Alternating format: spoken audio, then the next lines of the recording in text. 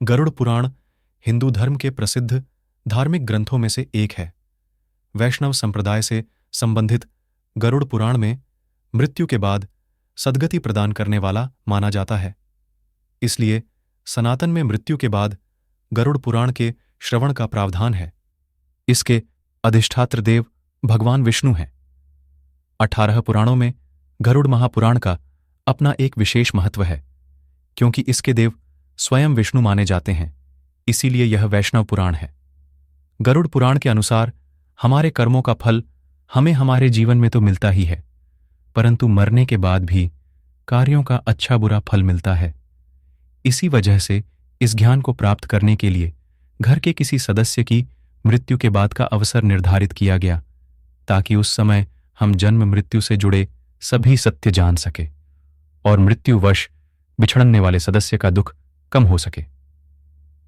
विष्णु भक्ति वास्तविक तथ्य यह है कि गरुड़ पुराण में भगवान विष्णु की भक्ति का विस्तार से वर्णन मिलता है। विष्णु के 24 अवतारों का वर्णन ठीक उसी प्रकार इस पुराण में प्राप्त होता है, जिस प्रकार भगवत पुराण में उपलब्ध होता है। आरंभ में मनु से सृष्टि की उत्पत्ति, ध्रुव चरित्र और 12 आदित्यों की कथा प्राप्त होती है। उसके उपरांत सूर्य और चंद्र ग्रहों के मंत्र, शिव पार्वती मंत्र, इंद्र से संबंधित मंत्र, देवी सरस्वती के मंत्र और 9 शक्तियों के विषय में विस्तार से बताया गया है। श्लोक तथा विषय गरुड़ पुराण में 19,000 श्लोक कहे जाते हैं, किंतु वर्तमान समय में कुल 7,000 श्लोक ही उपलब्ध हैं। इस पुराण को 2 भागों में रखकर देखना चाहिए। पहले भाग में विष्णु भक्ति और उपासना की विधियों का उल्लेख है तथा मृत्यु के उपरांत प्राय गरुड़ पुराण के श्रवण का प्रावधान है। दूसरे भाग में प्रेतकल्प का विस्तार से वर्णन करते हुए विभिन्न नरकों में जीव के पड़ने का वृत्तांत है। इसमें मरने के बाद मनुष्य की क्या गति होती है, उसका किस प्रकार की योनियों में जन्म होता है, प्रेत योनि से मुक्त कैसे पाई जा सकती है, श्राद्ध और पितृकर्म किस तरह करने चाहिए तथा नरकों के दारुण दुख से कैसे मोक्ष प्राप्त किया जा सकता है, आदि विषयों का विस्तार पूर्वक वर्णन प्राप्त होता है। कथा इस पुराण में महर्षि कश्यप और तक्षक नाग को लेकर एक सुंदर उपाख्यान दिया गया है। आर्षि के शाप से जब राजा परीक्षित को तक्षक नाग डसने जा रहा था, तब मार्ग में उसकी भेंट कश्यप आर्षि से हुई। तक्षक ने ब्राह्मण का वेश धरकर उनसे पूछा कि वे इस तरह उतावली में कहाँ जा रहे हैं। इस पर कश्यप ने कहा कि तक्षक नाग महाराज परीक्षित को डसने वाला है, मैं उनका विष प्रभाव दूर करके उन्हें पुनः जीवन दे दूंगा। यह सुनकर तक्षक ने अपना परिचय दिया और उनसे लौट जाने के लिए कहा, क्योंकि उसके विष प्रभाव से आज तक कोई भी व्यक्ति जीवित नहीं बचा था। तब कश्यप आर्षि ने कहा कि वे अपनी मंत्र शक्ति से राजा परीक्षित का विष प्रभाव दूर कर देंगे। इस पर तक्षक ने कहा कि यदि ऐसी बात है तो आप इस वृक्ष को फिर से हरा भरा करके दिखाइए, मैं इसे डसकर अभी भस्म किए देता हूं। तक्षक नाग ने निकट ही स्थित एक वृक्ष को अपने विष के प्रभाव से तत्काल भस्म कर दिया। इस पर कश्यप आर्षि ने उस वृक्ष की भस्म एकत्र की और अपना मंत्र फूंका। तभी तक्षक ने आश्चर्य से देखा कि उस भस्म में से कोंपल फूट आईं और देखते ही देखते वह हरा भरा वृक्ष हो गया। हैरान तक्षक ने आर्षि से पूछा कि वे राजा का भला करने किस कारण से जा रहे हैं। ऋषि ने उत्तर दिया कि उन्हें वहां से प्रचुर धन की प्राप्ति होगी। इस पर तक्षक ने उन्हें उनकी संभावना से भी अधिक धन देकर वापस भेज दिया। गरुड़ पुराण में कहा गया है कि कश्यप ऋषि का यह प्रभाव गरुड़ पुराण सुनने से ही बड़ा था। सार तत्व इस पुराण में नीति संबंधी सार तत्व, आयुर्वेद, गया तीर्थ का महात्म्य, श्राद्ध विधि, दशावतार चारित्र तथा सूर्य चंद्र वंशों का वर्णन विस्तार से प्राप्त होता है। बीच बीच में कुछ अन्य वंशों का भी उल्लेख है। इसके अतिरिक्त गारूढ़ी विद्या, मंत्र पक्षी, एयुएम स्वाहा और विष्णु पंजर स्तोत्र आदि का वर्णन भी मिलता है। गरुड़ा पुराण में विविध रत्नों और मणियों के लक्षणों का वर्णन विस्तार पूर्वक किया गया है। साथ ही हिंदू ज्योतिष, सामुद्रिक शास्त्र, सांपों के लक्षण, धर्मशास्त्र, विनायक शांति, वर्णाश्रम धर्म व्यवस्था, विविध व्रत उपवास, संपूर्ण अष्टांग योग, पतिव्रत धर्म, माहात्म्य, जप तप कीर्तन, और पूजा विधान आदि का भी सविस्तार उल्लेख हुआ है। इस पुराण के प्रेत कल्प में 35 अध्याय हैं, जिसका प्रचलन सबसे अधिक हिंदू धर्म में है। इन 35 अध्यायों में यमलोक, प्रेतलोक और प्रेत योनि क्यों प्राप्त होती है, उसके कारण, दान महिमा, प्रेत योनि से बचने के उपाय, अनुष्ठान और श्राद्ध कर्म आदि का वर्णन विस्तार से किया गया है। ये सारी बातें मृत्यु को प्राप्त व्यक्ति के परिवार वालों पर गहरा प्रभाव डालती हैं। वे दिवंगत व्यक्ति की सद्गति और मोक्ष के लिए पुराण विधान के अनुसार भरपूर दान दक्षिणा देने के लिए तत्पर हो जाते हैं। इस पुराण का उद्देश्य भी यही जान पड़ता है। नरक वर्णन गरुड़ पुराण के दूसरे अध्याय में यह वर्णन मिलता है। इसके अनुसार गरुड़ ने कहा, हे केशव, यमलोक का मार्ग किस प्रकार दुखदायी होता है? पापी लोग वहां किस प्रकार जाते हैं, मुझे बताइए। भगवान बोले, हे गरुड़, महान दुख प्रदान करने वाले यम मार्ग के विषय में मैं तुमसे कहता हूं, मेरा भक्त होने पर भी तुम उसे सुनकर कांप उठोगे। यम मार्ग में वृक्ष की छाया नहीं है, अन्न आदि भी नहीं है, वहां कहीं जल भी नहीं है। वहां प्रलय काल की भांति 12 सूर्य तपते हैं। उस मार्ग से जाता हुआ पापी कभी बर्फीली हवा से पीड़ित होता है तो भी कांटे चुभते हैं, कभी महाविषधर सर्पों द्वारा डसा जाता है, कहीं अग्नि से जलाया जाता है, कहीं सिंहों, व्याघ्रों और भयंकर कुत्तों द्वारा खाया जाता है, कहीं बिच्छुओं द्वारा डसा जाता है। इसके बाद वह भयंकर असिपत्रवण नामक नरक में पहुंचता है, जो 2000 योजन के विस्तार वाला है। यह वनकों, उल्लुओं, गीधों, सरघों तथा डौसों से व्याप्त है। उसमें चारों ओर दावाग्नि है।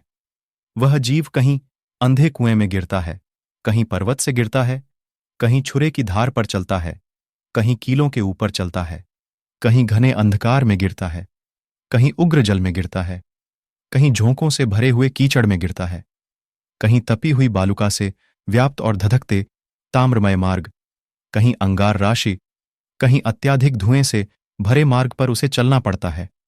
कहीं अंगार वृष्टि, कहीं बिजली गिरने, शिलावृष्टि, कहीं रक्त की, कहीं शस्त्र की और कहीं गर्म जल की वृष्टि होती है। कहीं खारे कीचड़ की वृष्टि होती है, कहीं मवाद, रक्त तथा विष्ठा से भरे हुए तालाब हैं। यम मार्ग के बीचों बीच अत्यंत उग्र और घोर वैतरणी नदी बहती है। वह देखने पर दुखदायिनी है। उसकी आवाज भय पैदा करने वाली है। वह 100 योजन चौड़ी और पीप तथा रक्त से भरी है। हड्डियों के समूह से उसके तट बने हैं। यह विशाल घड़ियालों से भरी है। हे गरुड़, आए पापी को देखकर वह नदी ज्वाला और धूम से भरकर कड़ाह में खौलते घी की तरह हो जाती है।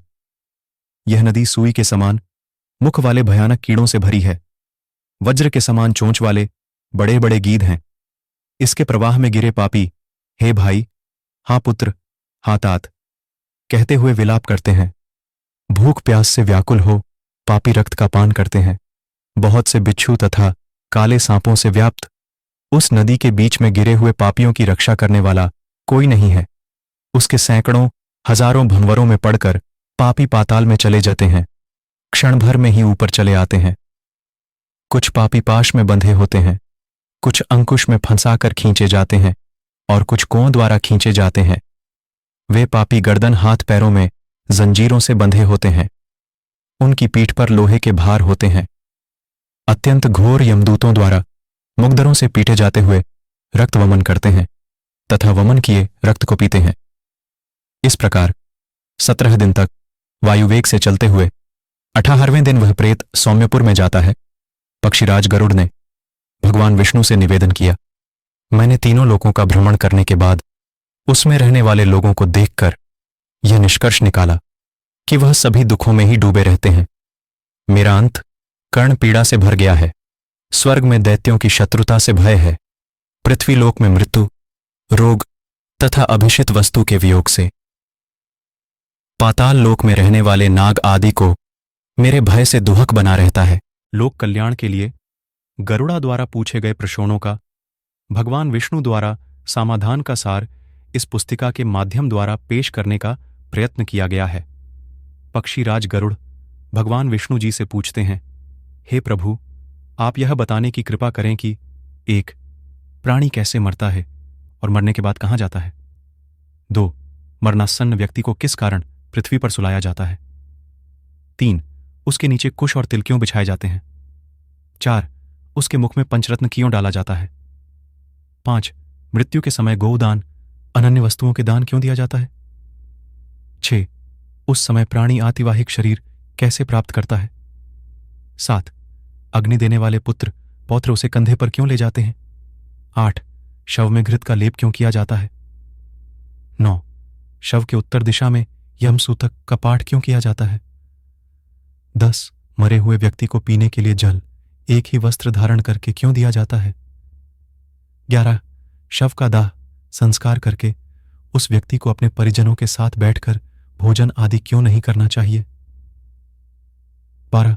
मृत व्यक्ति के पुत्र 10वें दिन के पहले किस लिए 9 पिंडों का दान देते हैं? 13. शव का दाह संस्कार तथा उसके अनंतर जल तर्पण की क्रिया क्यों की जाती है? 14. किस विधान से पितरों का पिंड दान देना चाहिए? 15. उस पिंड को स्वीकार करने के लिए उनका आवाहन कैसे किया जाता है? 16. दाह संस्कार के बाद अस्थि संचयन और घट फोड़ने का विधान क्यों है? 17. 10वें दिन शुद्धि के लिए सभी परिजनों के साथ खाना तथा पिंडदान क्यों करना चाहिए? 18. एकादश को पिंडदान करने का क्या प्रयोजन है? 19. 13वें दिन पददान आदि क्यों किया जाता है? 20. वर्ष पर्यंत 16 श्राद्ध क्यों किए जाते हैं? 21. हे प्रभु, मनुष्य का शरीर अनित्य है और समय आने पर ही मरता है, किंतु मैं उस छिद्र को नहीं देख सकता जिससे जीव निकल जाता है। 22. प्राणी के अपने जीवन काल में किए गए पाप, पुण्य, दान आदि शरीर के नष्ट हो जाने पर उसके साथ कैसे चले जाते हैं? 23. मरे हुए प्राणी के लिए स्पिंडीकरण क्यों होता है? 22. जो मनुष्य पापी, दुराचारी अथवा हदबुद्धि हैं, मरण के बाद वह किस स्थिति को प्राप्त होते हैं? 25. हे उपेंद्र, मनुष्य की मृत्यु के समय उसके कल्याण के लिए क्या करना चाहिए? 26. मृत्यु और शमशान भूमि तक पहुंचने की कौन सी विधि है? 27. चिता में शव को जलाने की क्या विधि है? 28. तत्काल तथा विलंब से उस जीव को कैसे दूसरी देह प्राप्त होती है? 29. यम लोक संयमनी नगरी को जाने वाले के लिए वर्ष पर्यंत कौन सी क्रियाएं करनी चाहिए? 30. दुर्बुद्धि अथवा दुराचारी व्यक्ति की मृत्यु होने पर उसका प्रायश्चित क्या है?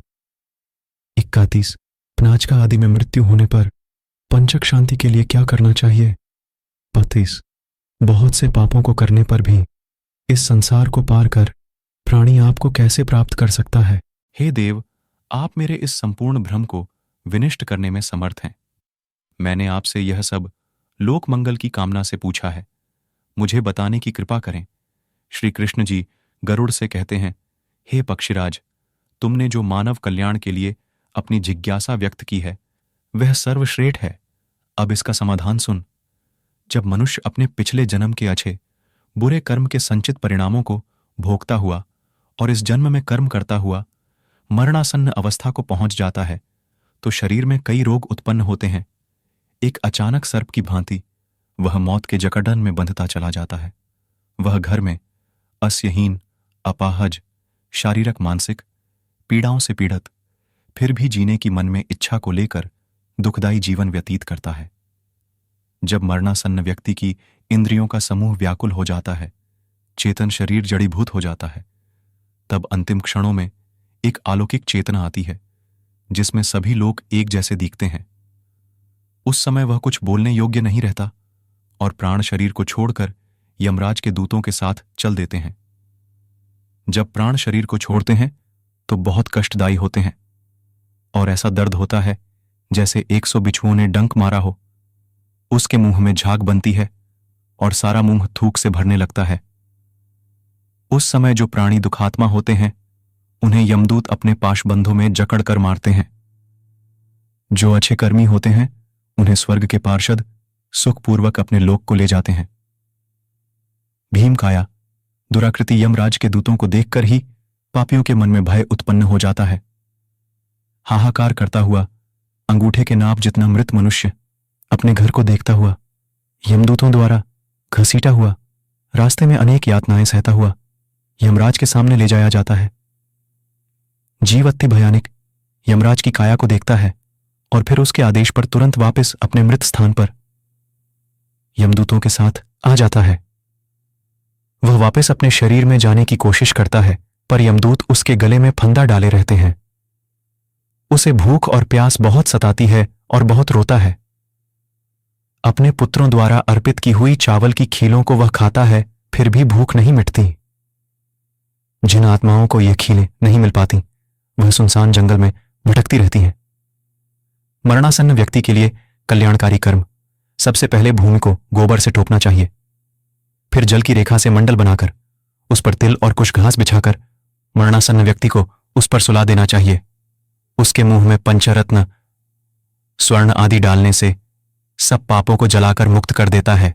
भूत, प्रेत आत्माएं और यम के दूत अपवित्र स्थान और जमीन के ऊपर रखी चारपाई से मृत शरीर में प्रवेश करते हैं।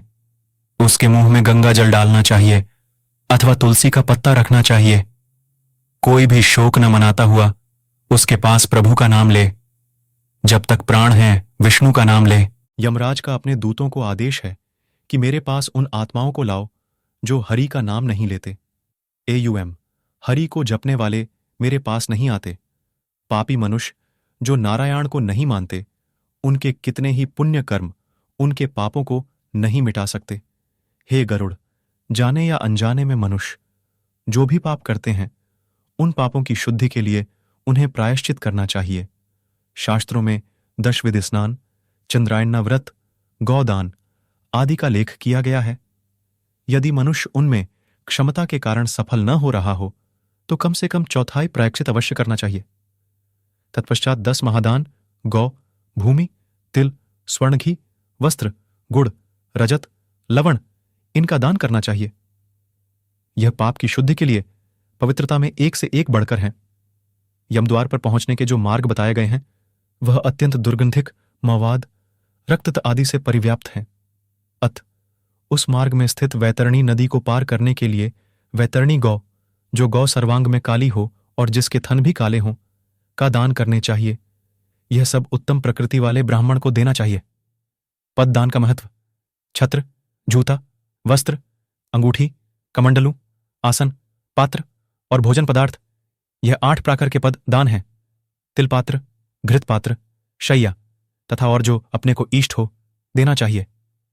हे पक्षीराज, इस पृथ्वी पर जिसने पाप का प्रायश्चित कर लिया है, सब प्रकार के दान भी दे चुका है। वैतरणी, गौ तथा अष्टदान कर चुका है। जो तिल से पूर्ण पात्र, घी से भरा पात्र, शैया दान और विधिवत पद दान करता है, वह नर्क रूपी गर्भ में नहीं आता, अर्थात उसका पुनर्जन्म नहीं होता। मनुष्य स्वयं जो दान करता है, परलोक में वह सब उसे प्राप्त होता है, वहां उसके आगे रखा हुआ मिलता है। छत्र दान करने से मार्ग में सुख प्रदान करने वाली छाया प्राप्त होती है। पादुका दान से वह मनुष्य घोड़े पर सवार होकर सुखपूर्वक मार्ग पार करता है। जल से परिपूर्ण कमंडलों के दान से मनुष्य सुखपूर्वक परलोक गमन करता है। वस्त्र, आभूषण दान करने से यमदूत प्राणी को कष्ट नहीं देते। तिल, सफेद, काले, भूरे के दान से मन, वाणी और शरीर से किए हुए पाप नष्ट होते हैं। सभी साधनों से युक्त शय्यादान से स्वर्गलोक में 6000 वर्ष तक इंद्रलोक के भोग भोगता है। इसके अतिरिक्त गौदान देते समय नांदा नांदा नाम के उच्चारण करने से वैतरणी नदी में नहीं गिरता। दुखद और बीमारी के समय तिल, लोहा, सोना, रुई का वस्त्र, नमक, 7 अनाज, भूमि का टुकड़ा देने से पाप कर्मों की शुद्धि होती है। लोहा दान करने से यम की नगरी में नहीं जाता। लोहे का दान हाथों को जमीन के साथ छूते हुए देना चाहिए। यमराज के हाथों में कई प्रकार के लोहे के अस्त्र होते हैं। यह दान उन अस्त्रों के प्रभाव को कम करता है। सोने का दान यमराज की सभा में उपस्थित ब्रह्मा और दूसरे ऋषि मुनियों को प्रसन्न करता है, जो कि वरदान की संज्ञा रखता। रुई के वस्त्र से यमदूत कष्ट नहीं देते। 7 अनाजों के दान से यम द्वारों पर तैनात कर्मचारी आनंदित होते हैं। भूमि के टुकड़े पर जिस पर फसल हो देने से इंद्रलोक की प्राप्ति होती है। पूरे होश में रहते हुए एक गौ का दान बीमार अवस्था में 100 और मरणासन्न के समय 1000 गौ दान करने के बराबर है। एक गौ केवल एक जन को ही दी जानी चाहिए। वह यदि इस गौ को बेचता है या किसी दूसरे के साथ इसका बंटवारा करता है तो उसका परिवार 7 पीढ़ियों तक पीड़ित रहता है। गौ दान करने की विधि काली या भूरी गौ के सींगों पर सोने का पत्र और पैरों में चांदी पहनाएं। इसका दूध पीतल के बर्तन में निकालें। गौ के ऊपर काले कपड़े का दोशाला डालें। दूध वाले बर्तन को ढककर रुई के ऊपर रखें। इसके पास यमराज की एक सोने की मूर्ति, एक लोहे का टुकड़ा, पीतल के बर्तन में घी, यह सब गौ के ऊपर रखें। गन्ने की पौरियों से रेशम की डोर से बंधा एक फट्टा बनाकर धरती में एक गड्ढा बनाकर पानी से भरें और फट्टा को इसमें रखें। गौ की पूंछ पकड़कर पैर फट्टा पर रखकर ब्राह्मण को दान दक्षिणा नमस्कार करके मंत्र का उच्चारण करते हुए भगवान विष्णु से नम्र प्रार्थना करें कि हे प्रभु, आप सब प्राणियों के दाता, रक्षक और कल्याणकारी हैं। आपके चरणों में यह उपहार भेंट करता हुआ वितारणी नदी को नमस्कार करता हूं। हे गौ माता, आप देवी शक्ति के रूप में मेरे पापों का खंडन करें। फिर हाथ जोड़े हुए यमराज को गौ की प्रतिमा में देखते हुए इन सब के गिर्द एक चक्कर लगाकर ब्राह्मण को दान में दें। गौदान के लिए शुभ समय, स्थान, सभी नहाने वाले पवित्र स्थल, ब्राह्मणों के निवास स्थान, सूर्य चंद्र ग्रहण, नए चांद वाले दिन, थोड़ी संपत्ति, धन अपने हाथों से दान में दी हुई का प्रभाव सदा ही रहता है। धन, संपत्ति, पत्नी, परिवार सब विनाश होने वाले हैं, इसलिए पुण्य कर्मों को संचित करो। पुण्य दान छोटे बड़े से मेरे को कोई फर्क नहीं पड़ता। लालच के कारण जो पापी लोग बीमारियों में पुण्य दान नहीं करते, वह सदा दुखी ही रहते हैं। पुत्र, पौत्र, भाई, बंधु, मित्र जो मरणासन्न व्यक्ति के लिए दान पुण्य नहीं करते, उन्हें ब्राह्मण हत्या का पाप लगता है। इन बताए गए सभी प्रकार के दानों में प्राणी की श्रद्धा और अश्रद्धा से आई हुई दान की अधिकता और कमी के कारण उसके फल में श्रेष्ठता और लघुता आती है। भूमि पर बने इस मंडल में ब्रह्मा, विष्णु, रुद्र, लक्ष्मी तथा अग्निदेवता विराजमान हो जाते हैं। अतः मंडल का निर्माण अवश्य करना चाहिए। मंडलवहीन भूमि पर प्राणत्याग करने पर उसे अन्य योनि नहीं प्राप्त होती। उसकी जीव आत्मा वायु के साथ भटकती रहती है। तिल मेरे पसीने से उत्पन्न हुए हैं, इसका प्रयोग करने पर असुर, दानव, दैत्य भाग जाते हैं। एक ही तिल का दाना स्वर्ण के 32 सेर तिल के बराबर है। कुछ मेरे शरीर के रोमों से उत्पन्न हुए हैं। कुछ के मूल में ब्रह्मा, मध्य में विष्णु तथा अग्रभाग में शिव को जानना चाहिए। इसलिए देवताओं की तृप्ति के लिए मुख्य रूप से कुश को और पितरों की तृप्ति के लिए तिल का महत्व है। हे पक्षी श्रेष्ठ, विष्णु, एकादशी व्रत, गीता, तुलसी, ब्राह्मण और गौ, यह 6 दुर्गम असार संसार में लोगों को मुक्ति प्रदान करने के साधन है।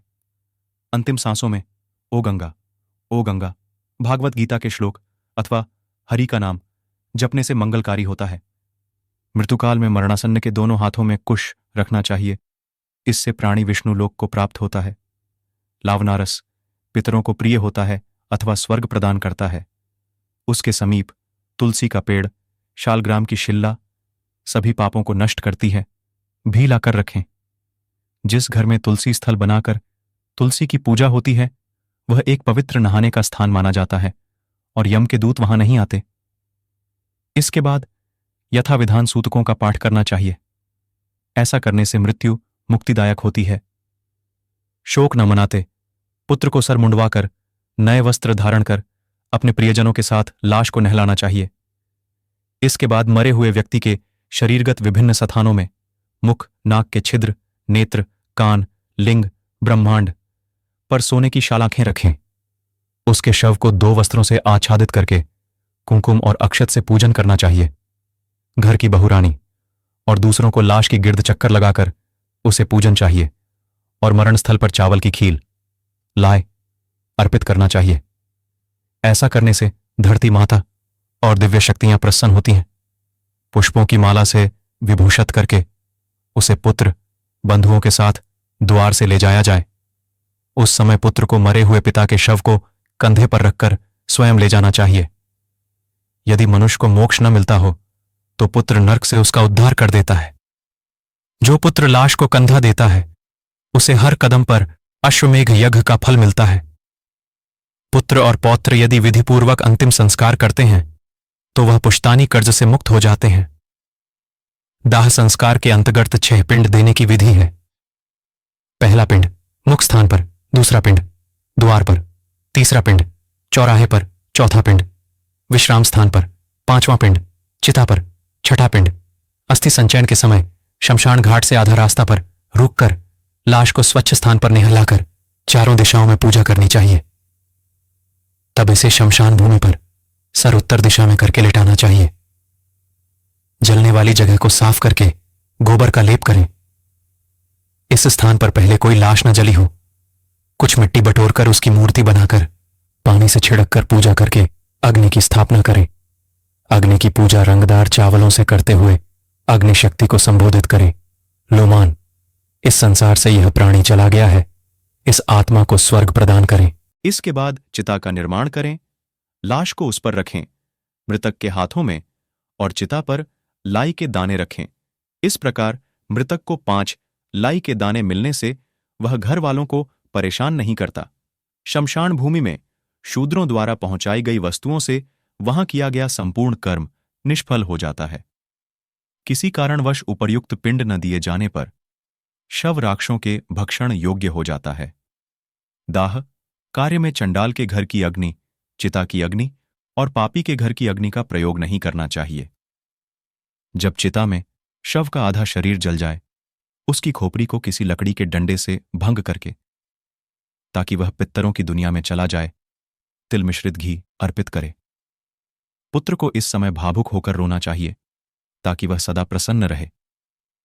जब चिता जलकर समाप्त हो जाए, तो पहले स्त्रियों को, बाद में पुत्रों को नहाकर नीम वृक्ष का एक एक पत्ता खाना चाहिए। घर को जाने के समय स्त्रियों को आगे चलना चाहिए। दोबारा घर में स्नानम करने के बाद पुत्र को पहले गौ को खाना देकर पत्ते की प्लेट पर स्वयं खाना चाहिए, किंतु खाना पहले से ही बना नहीं होना चाहिए। मृत्यु वाली स्थान को गोबर से साफ करके एक दीपक, जिसका मुख दक्षिण की तरफ रहे, 12 दिन तक उस स्थान पर जलता रहना चाहिए। अग्निदाह पंचक में नहीं करना चाहिए। जो प्राणी पंचक में प्राण त्यागता है उसकी मुक्ति नहीं होती। दाह संस्कार भी नहीं करना चाहिए, वरना घर में एक और मृत्यु हो सकती है। मास के प्रारंभ में धनिष्ठा नक्षत्र के अर्धभाग से लेकर रेवती नक्षत्र तक का समय पंचकल कहलाता है। पंचक में दाह संस्कार करना हो तो कुश के मानवकार 4 पुतले बनाकर नक्षत्र मंत्रों से उनको अभिमृत्तिरित करके शव पर रख दें और उन्हीं पुतलों के साथ दाह संस्कार करें। पुत्रों द्वारा पंचक शांति भी करवानी चाहिए। 3 दिन तक चौराहे पर या चिता वाली जमीन पर एक मिट्टी के कच्चे बर्तन में, जो कि 3 लकड़ी की डंडियों से बंधा हो, दूध और पानी से भरा हुआ अर्पण करें। दाह क्रिया के बाद अस्थि संचयन क्रिया करनी चाहिए। इसके बाद दाह क्रिया के समय 6 पिंड तथा 10 गात्र के अंतर्गत 10 पिंड दान आदि की प्रक्रिया बताई गई है। चौथे दिन अस्थि संचयन करनी चाहिए। यदि कोई रुकावट ना हो तो दूसरे अथवा तीसरे दिन भी कर सकते हैं। शमशान घाट पहुंचकर स्नानम करके गर्म दुशाला लेकर अनाज का दान चिता वाली जगह पर देवी देवताओं को नमस्कार करके 3 चक्कर काटते हुए या मायात्वा मंत्र का उच्चारण करते हुए दूध का व फिर पानी का छींटे देकर चिता में से अस्थियों को इकट्ठा करो। अस्थियों को पालाशा के पत्तों पर रखकर दूध और पानी से छिड़ककर एक मिट्टी के बर्तन में रखें। श्राद्ध की रस्म पूरी करें। एक तिकोने जमीन के टुकड़े को गोबर से पोतकर उत्तर दिशा की ओर मुख करके 3 लाए तीनों दिशाओं में अर्पण करें। अस्थियां इकट्ठी करने के बाद एक 3 टांगों वाले स्टूल पर बिना मुंह ढके पानी से भरा हुआ एक जार रखें। मृतक के लिए उबला हुआ चावल के साथ दही, घी, पानी और मिठाई अर्पण करें। 15 कदम उत्तर दिशा की ओर चलकर जमीन में एक गड्ढा बनाकर अस्थियों वाला बर्तन उसमें रखें।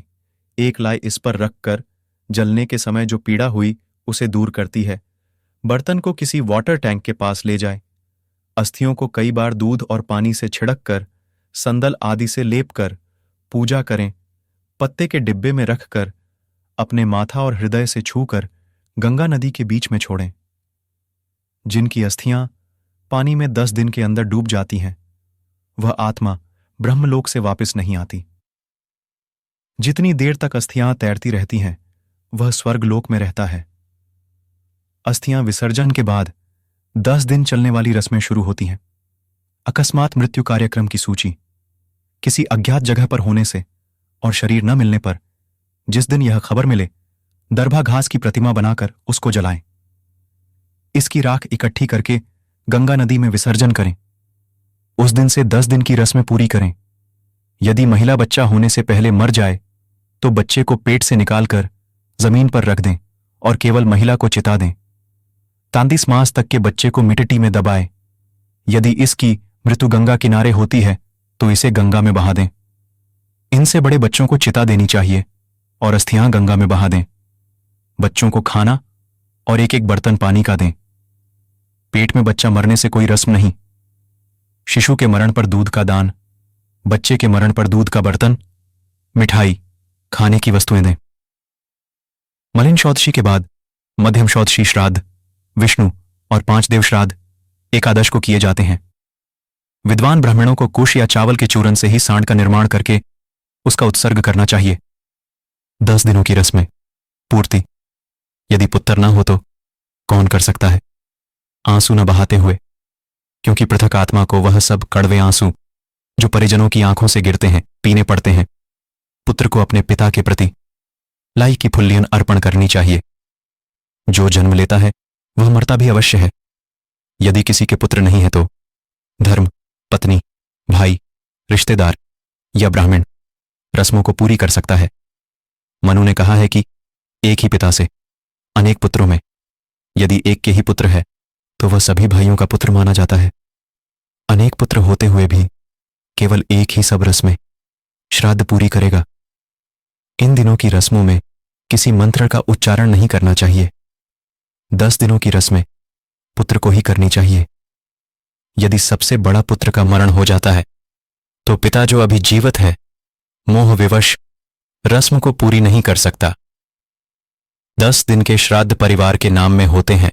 यदि पिता की संपत्ति का बंटवारा हो चुका है तो 10 दिन की रस्में श्राद्ध एक ही पुत्र द्वारा होंगी, परंतु वार्षिक श्राद्ध सब भाई अलग अलग करेंगे। पुत्र श्रद्धापूर्वक 10 दिनों की रस्मों की पूर्ति में एक समय भोजन, जमीन पर सोना और शुद्ध आचरण रखेगा। किसी पवित्र जल स्थान, कुआं, तालाब, मंदिर इत्यादि जगह पर स्नान, कोई मंत्र का जाप न करने के बाद दक्षिण दिशा की ओर मुख करके किसी वृक्ष के नीचे गोबर से पोती हुई जमीन पर पूजा योग्य स्थान बनाकर दरबा और कुशा घास से बनी मृतक की प्रतिमा बनाकर पूजा करे। इसके आगे कुशा घास बिछाकर लाई ढालकर चावल का पक्का खाना, धूप, फूल, फल आदि अर्पण करे।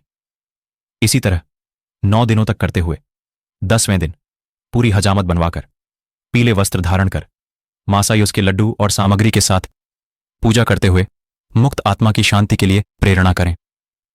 प्रतिदिन श्राद्ध के बाद नहाकर गौ को प्रसाद खिलाकर आप भोजन करें। 11वें दिन की रस्में देवंक्त आत्मा को लाई का प्रसाद भेंट करें। विष्णु भगवान की स्वर्ण की मूर्ति, ब्रह्मा की चांदी, शिव की तांबे की और यमराज की लोहे की मूर्तियों की स्थापना करें। पश्चिम दिशा की ओर विष्णुदेव के लिए गंगा जल से भरा एक लोटा रखें। इस लोटे के ऊपर पीले कपड़ों में सुसज्जित विष्णु जी की मूर्ति रखें। पूर्व में दूध और पानी से भरे लोटे पर सफेद वस्त्रों में ब्रह्मा जी की मूर्ति रखें। उत्तर में शहद और घी के लोटे पर लाल वस्त्र में शिव जी की मूर्ति रखें। दक्षिण में बारिश के पानी से भेरे लोटे पर काले वस्त्र में यमराज की मूर्ति रखें। अब पुत्र को अपने दाहिने कंधे पर पवित्र जनेऊ धारण करके दक्षिण की ओर मुंह करके बीच में एक गोल चक्कर बनाकर उसमें कुशा घास रखकर वैदिक मंत्रों के साथ सभी देवों को जल अर्पित करे। अग्नि को भेंट अर्पण करके 11वें दिन का श्राद्ध पूर्ण करे। अपने पितरों की खनुशी के लिए एक गौ का दान करे। ब्राह्मण के पैर धोकर दूध, मिठाई और भोजन खिलाए। बिस्तर पर एक सोने की मूर्ति रखकर उसकी पूजा करके बिस्तर का दान करे। 11वें दिन एक सांड जिसका पूरा शरीर काले भूरे रंग का हो पितरों की खुशी के लिए दान करना चाहिए। अपने से दान किए हुए सांड से बचपन, जवानी, वृद्ध अवस्था में किए हुए सब पाप नष्ट हो जाते हैं। सांड का दान करने पश्चात 16 श्राद्ध, 10 पिंड और 6 पहले बताए हुए पूर्ण करें। पहले 16 श्राद्ध पवित्र माने जाते हैं। इसके बाद दूसरे मध्य 16 पवित्र माने जाते हैं। पहला, लाई का दाना विष्णु जी को। दूसरा, रुद्रदेव। 3, यमदेव। 4, महाराज सोम। 5, देवी देवता। 6, पितरों। 7, मृत्यु। 8, रुद्रदेव। 9, पुरुषा। 10, देवनुक्त। 11, विष्णु। 12, ब्रह्मा। 13, विष्णु। 14, रुद्र। 15, यमदेव। 16, पुरुषा। यह संपूर्ण क्रिया पूरे 12 मास, हर महीने के 15वें, 21वें दिन, 6 मास से पहले और वर्ष के अंत से पहले करनी चाहिए। पक्का हुआ भोजन परोसने से, 48 किए हुए श्राद्धों से प्रेत योनि खत्म होती है और वह पितरों की सभा में चला जाता है। यदि यह श्राद्ध नहीं किए गए तो प्रेत योनि कभी समाप्त नहीं होती। यह पुत्र अथवा विधवा स्त्री द्वारा अपने पति के लिए किए जाने पर अथाह खुशी प्राप्त होती है। जो स्त्री अपने पति के मरण उपरांत दाह संस्कार की 15वें दिन और वार्षिक रस्में पूरी करती है, वह मेरे द्वारा सच्ची अर्धांगिनी कहलाई जाती है। अग्नि, जल, खुदकुशी के कारण मृत्यु होने से सब क्रियाकर्म करने चाहिए। सर्प काटने से मृत्यु में चावल के चूरन से कोबरा सांप की छवि बनाकर संदल, फूल, धूप, दूध, तिल, चावल आदि से हर 15वें दिन के 5वें दिन में पूजा करें। नारायण, बलि की रस्म पूरी करें। 1 वर्ष तक प्रत्येक दिन लाय और जल का दान करें। 11वें दिन की यह सब क्रियाएं समाप्त होने के बाद सभी पितरों को लाय अर्पण करके, स्थान को साफ करके, बिस्तर और अन्य उपहारों का दान दें। पिंडदान का महत्व। मृतक शरीर की आत्मा अपने साथ कर्मों का लेखा जोखा दूसरे लोक या अगले जीवन के लिए नहीं ले जाती। आत्मा अपने साथ अपने कर्मों का ब्यौरा, जो कि एक चिप कार्बन के कण पर अंकित होता है और जिसे चित्रगुप्त भी कहा जाता है। चित्र का अर्थ तस्वीर और गुप्त का अर्थ जिसका भेद न मालूम हो। यह एक अलौकिक क्रिया है और जो कि वायु द्वारा साथ जाता है और जिसे बायो चिप बोलते हैं। मृत्यु के बाद आत्मा के साथ चिपका रहता है। यह बायो आत्मा साधारण आंखों से दिखाई नहीं देती और यह अंगूठे जितनी बड़ी होती है, परंतु इसकी मोटाई नहीं दिख सकती। पूरे जीवन का ब्यौरा कार्बन, वायु या हाइड्रोजन के कण पर प्राणी जो कुछ भी देखता, सुनता, बोलता और सोचता है, अंकित हो जाता है। इसमें यह अंकित सारी सूची यह चिप यमराज को देता है। केवल यमराज ही इसको पढ़ सकता और नष्ट कर सकता है। उसे नष्ट करने के बाद ही यमराज प्राणी के कर्मों अनुसार उसे दंडित करते हैं। जब तक बायोचिप आत्मा के साथ रहता है, बायो आत्मा दूसरा शरीर धारण नहीं कर सकती। जब यह चिप बायो आत्मा से अलग किया जाता है, तब शुद्ध आत्मा अपने कर्मों अनुसार दुख या सुख का भोग करके नया शरीर धारण करती है।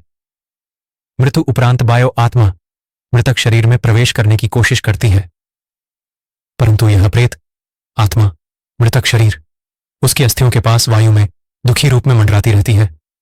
प्रेत आत्मा मृत स्थान पर तब तक रहती है जब तक यह प्रेत आत्मा से बायो आत्मा में नहीं बदल जाती। यह बायो आत्मा ही यमराज के पास जाने में सक्षम होती है। इस प्रेत आत्मा को बायो आत्मा में परिवर्तन करने के लिए पिंडदान की आवश्यकता होती है। पिंडदान पुत्र, रिश्तेदार या किसी और द्वारा भी संपन्न कराया जा सकता है। यह 10 दिन की रस्म है। पिंड को 4 भागों में बांटा जाता है। 2 भाग 5 भूतों, पृथ्वी, जल, वायु, अग्नि और आकाश, 1 भाग यमदूतों और 1 भाग प्रेत आत्मा के लिए अर्पण किया जाता है। 9 दिन तक यह भोज खाने के बाद प्रेत आत्मा प्रेत शरीर में, जिसका नाप मनुष्य शरीर के हाथ जितना होता है, बदल जाती है और 10वें दिन इसको शक्ति मिलती है। इस शक्ति के साथ यह यमराज तक के रास्ते पर चलने को तैयार हो जाती है। इस रास्ते को मृत्यु सड़क भी कहा जाता है। पिंडदान में दी हुई लाई से प्रथम दिन, सर दूसरे दिन, गर्दन, कंधे तीसरे दिन, हृदय चौथे दिन, पीठ 5वें दिन, धूनी 6वें दिन, कुल्हे गुप्त अंग 7वें दिन, जांग 8वें दिन, घुटने 9वें दिन, पैर 10वें दिन, भूख प्यास यह निर्वाचित प्रेत शरीर भूख प्यास से दुखी 11वें 12वें दिन भोजन करता है। 13वें दिन प्रेत शरीर यमदूतों के पाशबुद्धों में जकड़ा एक बंदी बंदर की तरह मृत्यु सड़क पर घसीटता हुआ चलता है। यम नगरी की दूरी 6,000 योजन, 1 योजन आवाज 15 की मी लगभग है और एक दिन रात में 247 योजन चलना पड़ता है। 16 पौर रास्ते में अनेक प्रकार की यातनाएं, दुर्लभ रास्ते, भयानक पीड़ाएं 11 महीनों तक सहते हुए यमराज का राज्य शुरू होता है। वहां से यम नगरी का रास्ता शुरू होता है, जो कि इससे भी कष्टदायी है।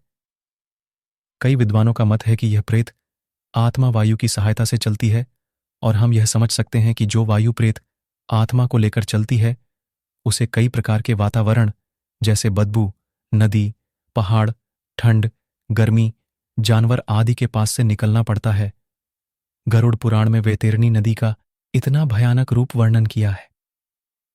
संभवतः प्राचीन काल में लिखा गया यह ग्रंथ उस समय में ब्राह्मणों और गौ की सुरक्षा के हेतु आम जनता के दिलों में एक अलौकिक भय बिठाने के लिए वर्णित किया गया है, ताकि लोगों में ब्राह्मणों को गौ अन्य दान देने से उनके पाप नष्ट होने का भ्रम बना रहे। आप इस दार्शनिक विचार को कैसे लेते हैं, आप पर निर्भर करता है।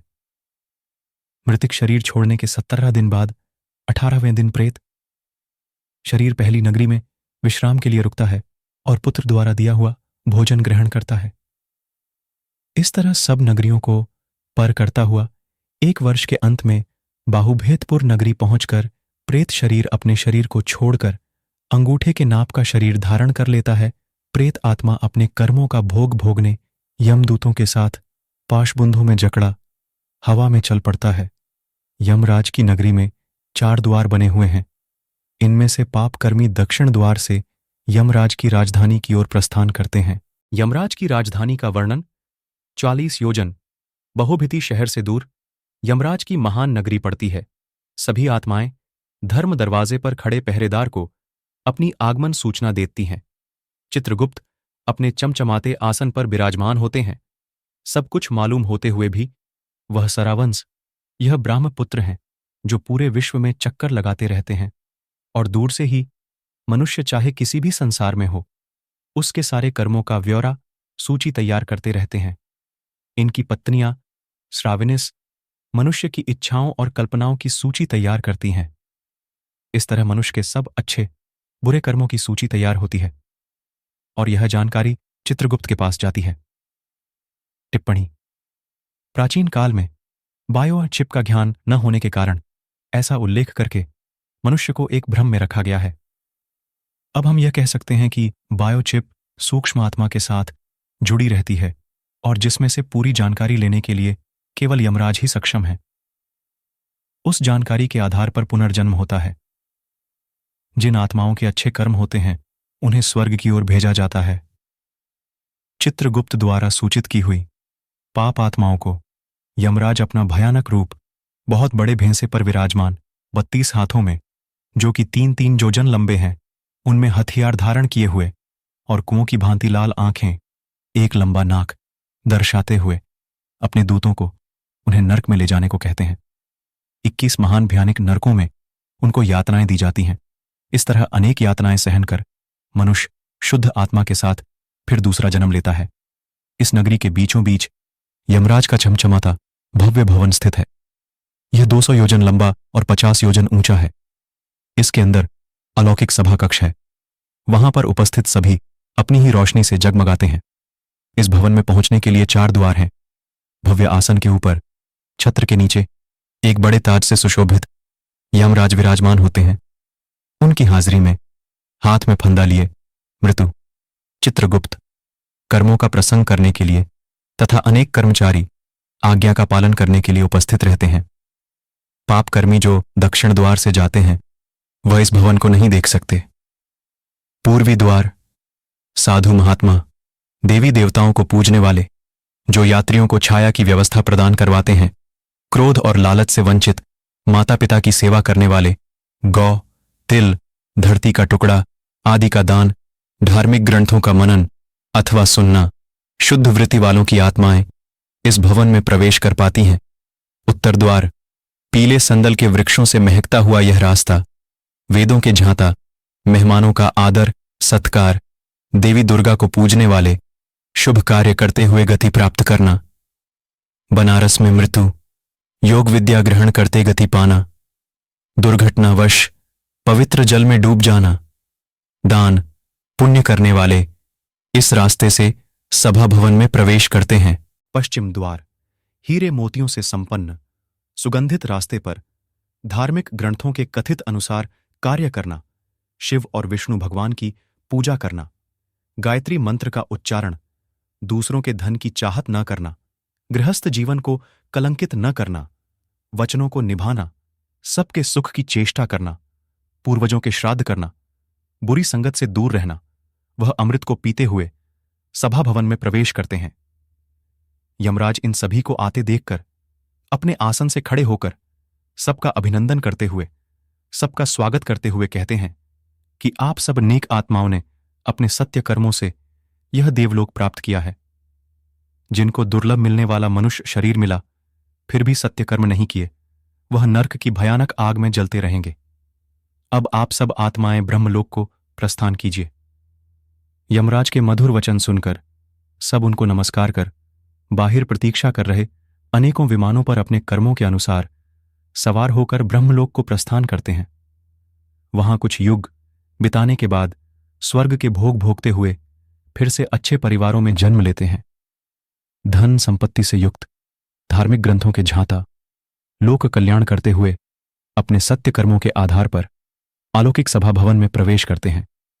पापी आत्माओं का दुखदायी जन्म भगवान विष्णु बताते हैं। किस तरह स्त्री पुरुष के मिलन से मनुष्य का जन्म होता है। प्रसाव के 3 दिन के अंदर पाप आत्मा का शरीर बनना शुरू हो जाता है। 1 रात में मांस का टुकड़ा, 5 रात में गोल, 10वें दिन वृक्ष के फल जैसा। 1 महीने में सिर, दूसरे महीने में हाथ और दूसरे हिस्से, तीसरे महीने में बाल, नाखून, हड्डी, लिंग 4थे महीने, तल पदार्थ 5 महीने, भूख प्यास 6 महीने, बच्चा दानी के बाईं ओर चला जाता है। जिस्म के बाकी हिस्सों का बनना माता के खान पान पर निर्भर है। अपनी पीठ और शरीर के बीच में सिर दबा होने से यह अपने हाथ पैर हिला नहीं सकता। इस समय अलौकिक शक्ति से पिछले जन्मों में किए हुए कर्म याद आते हैं। 7वें महीने के आरंभ से उसे चेतना आनी शुरू होती है और वह गर्भशाला में हिलना शुरू करता है। ईश्वर से विनती करता है, यदि मुझे यहां से बाहर निकालोगे तो मैं सदा आपके चरणों में पड़ा रहूंगा, लेकिन यदि मेरे पाप कर्मों से मुझे सदा दुख भोगने पड़ेंगे तो मैं कभी बाहर नहीं आना चाहता। गर्भाशय में 10 महीने से पड़े हुए उसकी पीड़ाओं को देखते हुए कृपालु भगवान उसको बाहर निकालकर उसका जन्म करवाते हैं। सिर नीचे जबरदस्ती बाहर निकाला हुआ पीड़ित अपनी समस्त यादों को खोकर नए वातावरण को देखकर शिशु के रूप में घबरा कर रोता है। बचपन के दुखों को झेलता हुआ जवानी में अपनी इंद्रियों के वश बुरी आदतों में फंसा, दुर्लभता से मिले मनुष्य जीवन को यूं ही बर्बाद करके वृद्ध अवस्था में बीमारियों से घिरा मृत्यु के पश्चात फिर नरक लोक में जाता है। पापों का विवरण जो नरक में ले जाते हैं। जो बुरे कर्म करने से आनंदित होते हैं, जो शुभ कर्म करते हैं, वह यमराज के कक्ष में दक्षिण द्वार को छोड़कर बाकी 3 द्वारों से प्रवेश करते हैं। वे तारणी नदी दक्षिण द्वार से प्रवेश करने पर ही आती है। ब्राह्मणों के कातिल, नशीले पदार्थों का सेवन, अजन्मे बच्चे को मारना, लोगों की हत्या, चोरी, विश्वासघात, अपनी खुशी की चाहत, दूसरों से घृणा करना, अपने को बहुत अक्लमंद समझना और इन प्रकार के अनेक कर्मों द्वारा किए गए पाप कर्म। जिन्होंने गौदान नहीं किया, दाह संस्कार की रस्में नहीं करीं, झूठी गवाही, विधवाओं के साथ शारीरिक संबंध, स्त्री जो पति के साथ विश्वासघात करती है, जानवरों को सताना, पेड़ों को काटना, सामाजिक रीतियों का उल्लंघन, ब्राह्मण या कोई मेहमान आपके घर में खाने की इच्छा से आए, उसे खाना नहीं दिया जाए जबकि घर में खाना बन रहा हो, ऐसे प्रवृत्ति के लोग नरक की अनेक यातनाएं सहते हैं।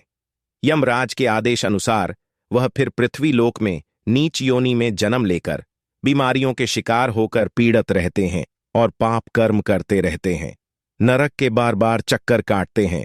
पापों की संझा और पुनर्जन्म, गौ हत्या, कुबड़ा स्त्री हत्या, पेट गिराना, बीमारियों से लिप्त अवैध संबंध, हिजड़ा दूसरों को दिए बिना मिठाई खाना, सूजी गर्दन, श्राद्ध में अशुद्ध पकवान, फ्लेहरी वेद, शास्त्रों का विरोध, पीलिया पुस्तक चुराना, अंधा ब्राह्मण गौ को पैर मारना, लंगड़ा झूठ बोलना, हकलाना जहर देना, पागल खाना चुराना, चूहा सब्जी चुराना, मोर धातु चुराना, गरीबी नमक चुराना, चींटी फल फूल पान चुराना, जंगली बंदर जूते, कपास चुराना, भेद बकरी शिकार करना, कसाई के घर बकरी जहरपान करके मृत्यु, काला नाग बगल में छुरी, मुंह में राम राम ब्राह्मण, सारस मित्र को धोखा, गीध बिक्री में धोखा, उल्लू माता, पिता से झगड़ा, पेट में ही मर जाना स्त्री, जो सास ससुर को गाली दे, जोंक पति को बुरा भला कहना, जू धोखे से ब्राह्मण की संपत्ति हड़पना, 7 पीढ़ियों तक नुकसान दी हुई वस्तु को फिर से मुफ्त में वापस ले लेना,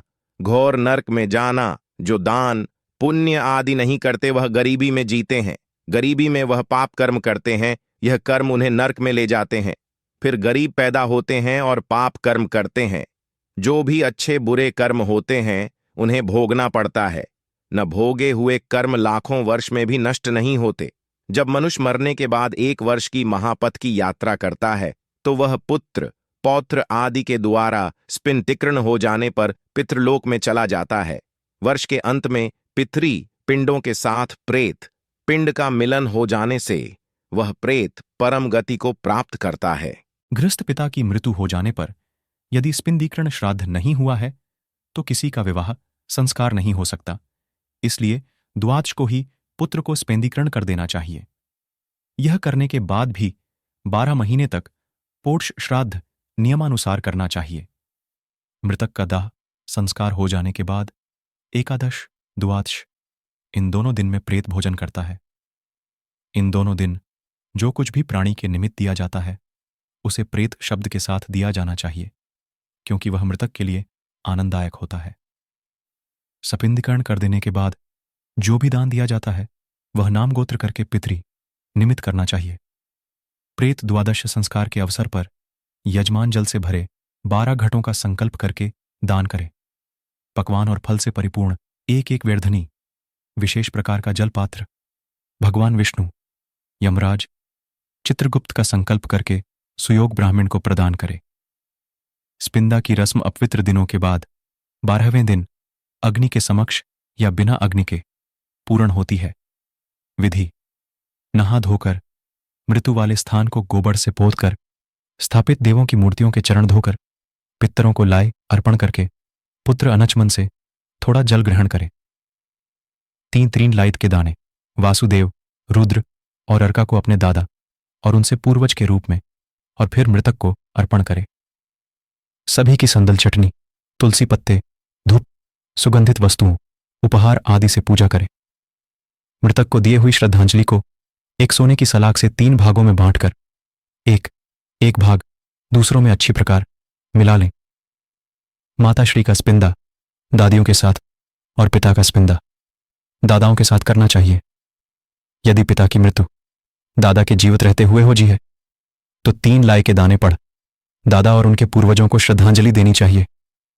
पत्नी की मृत्यु पर यदि पुत्र न हो तो पति को अपनी सास और संबंधियों के साथ रस्म करनी चाहिए।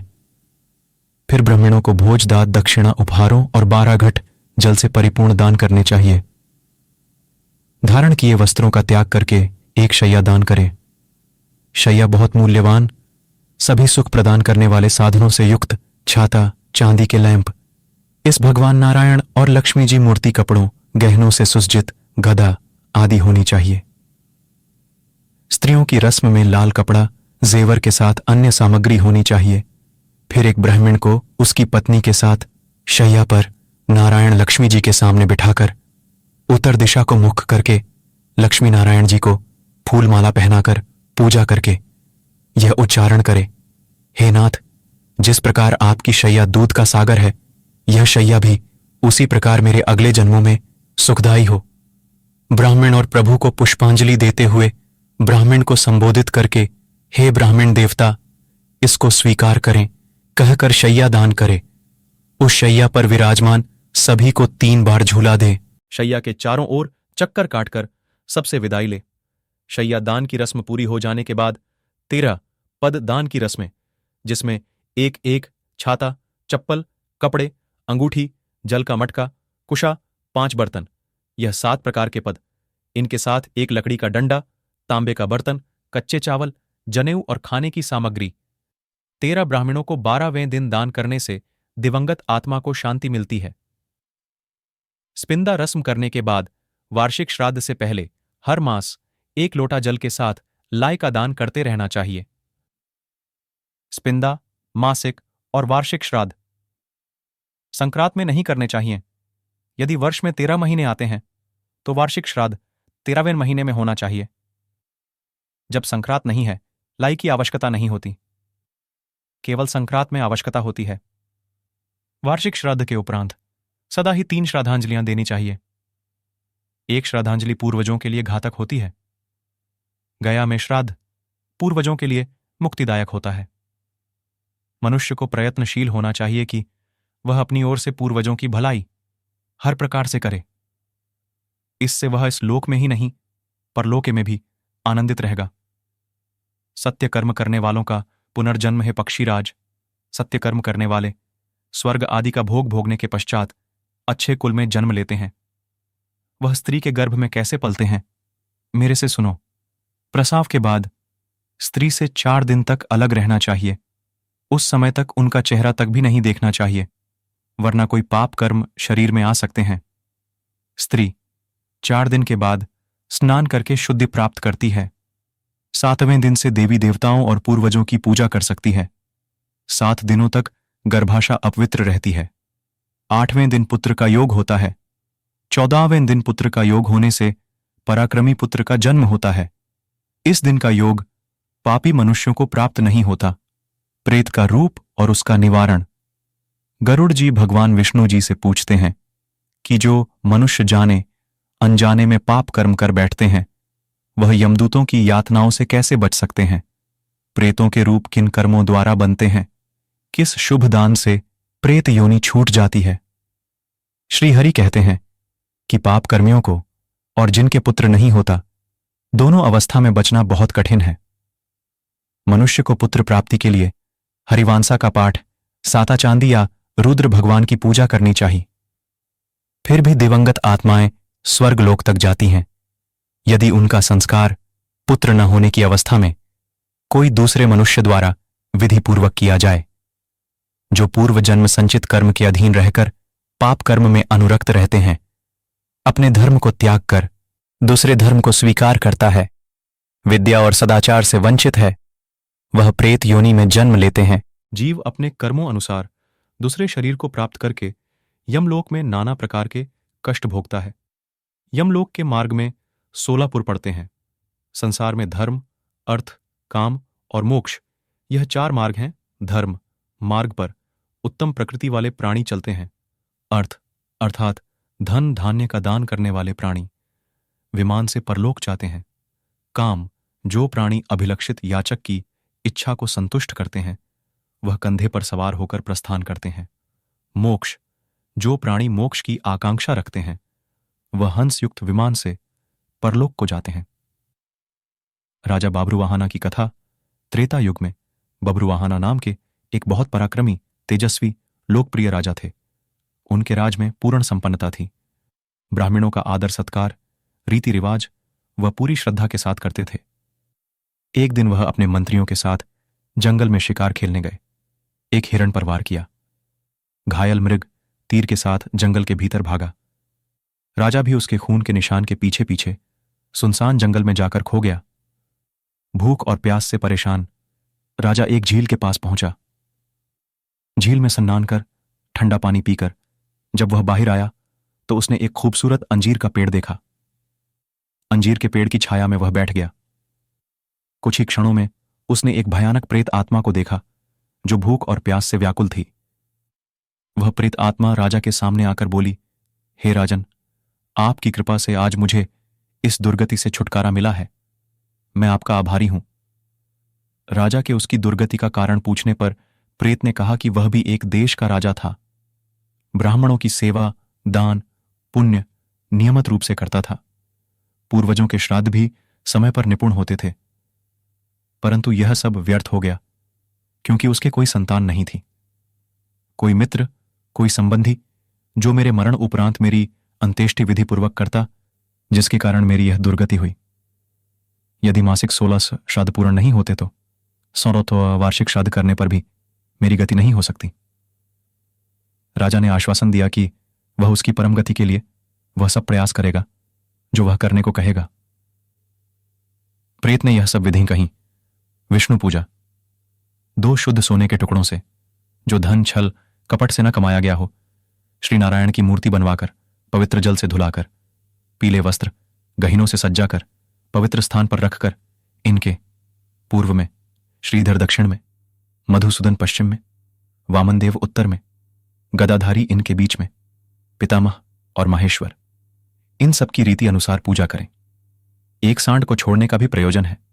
एक शैया, 13 ब्राह्मणों को पददान और एक सोने से बना मटका दूध और घी से भरा हुआ ब्रह्मा विष्णु महेश को पूजने के पश्चात अर्पित किया हुआ ब्राह्मण को दान में दिया जाता है। जंगल में से अपने मंत्रियों के साथ बाहर निकलकर राजा के द्वारा की गई रस्मों श्राद्धों से उस प्रेत आत्मा को सद्गति प्राप्त हुई। एक अनजान व्यक्ति द्वारा पूर्ण की हुई श्राद्धों की रस्मों से यदि प्रेत आत्मा को गति मिल सकती है तो पुत्र द्वारा संपन्न किए जा पर कितना लाभ हो सकता है। जो भी इस पवित्र कथा को सुनता है या दूसरों को सुनाता है, कभी भी प्रेत योनि में नहीं जाता। गरुड़ भगवान जी से पुनर्जन्म के बारे में पूछते हैं। पाप करने पर भी परमात्मा की प्राप्ति कैसे होती है? भगवान ने कहा, हे गरुड़, मृत्यु के पश्चात तुरंत और विलंब दोनों प्रकार से दूसरे शरीर में प्राणी प्रविष्ट होता है।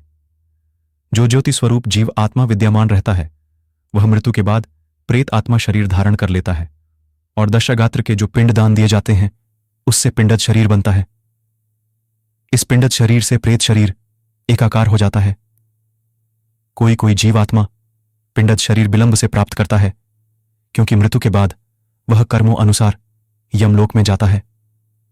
चित्रगुप्त की आज्ञा से वह वहां के नरक भोगता है। वहां की यातनाओं को झेलने के पश्चात उसे पशु, पक्षी, कीट आदि की योनि प्राप्त होती है। प्राणी जिस शरीर को ग्रहण करता है, उसी शरीर में मोहवश ममता हो जाती है। शुभ कर्मों के फल भोगकर वह मुक्त हो जाता है। गरुड़ भगवान जी से जिज्ञासा करते हैं कि बहुत से पापों को करने पर भी इस संसार को पार कर प्राणी आपको कैसे प्राप्त कर सकता है? हे पक्षीराज, मनुष्य अपने अपने कर्म में रहकर संसिद्ध प्राप्त कर लेता है। सत्य कर्म, शब्दादि विषयों का त्याग कर, राग द्वेष को छोड़कर यथा प्राप्त भोजन से संतुष्ट, मन, वाणी, शरीर संयमित, काम, क्रोध, लोभ, अहंकार और परिग्रह का परित्याग करके निर्भय होकर शांत हो जाता है। वह ब्रह्मस्वरूप हो जाता है। शरीर में 8 छिद्र हैं। सत्य कर्म करने वाली पुण्य आत्माओं के प्राण उनके शरीर के ऊर्ध्व छिद्रों से निकलकर परलोक जाते हैं। शब्द, स्पर्श, रूप, रस और गंध, यह 5 विषयों के अधीन रहने वाले पुरुष सदा ही दुखी रहते हैं। प्राणी का धन वैभव घर में ही छूट जाता है। मित्र और बंधु शमशान में ही छूट जाते हैं। शरीर को अग्नि ले लेता है। पाप पुण्य ही उस जीव आत्मा के साथ जाते हैं। मनुष्य अपनी योनि में जो भी दान पुण्य करता है, वह सभी जिस जिस योनि में व्यक्ति जाता है, वहां यह दान भी उपस्थित रहते हैं। देवता कभी काष्ठ और पत्थर की शिला में नहीं रहते, वह तो प्राणी के भाव में विराजमान रहते हैं। इसलिए सद्भाव से युक्त भक्ति का आचरण करना चाहिए। इस पृथ्वी पर दान, दम और दया, यह 3 सत्य तत्व हैं। दीन तथा सज्जन ब्राह्मण को दान, अनाथ प्राणी का संस्कार, निर्जन प्रदेश में स्थित शिवलिंग की पूजा करोड़ों पुण्यों का फल प्रदान करता है। मुक्ति पाने के उपचार। गरुड़ जी भगवान श्री विष्णु जी से पूछते हैं, हे मुक्ति प्रदान करने वाले सर्वश्रेष्ठ, इस संसार में करोड़ों जीव दिन प्रतिदिन जन्मते और मरते हैं। इसका कोई अंत नहीं है। इस संसार में सभी दुखी ही नजर आते हैं, सुखी कोई भी नहीं। किन उपायों से यह जीव मुक्ति प्राप्त कर सकते हैं? आप बताने की कृपया करें।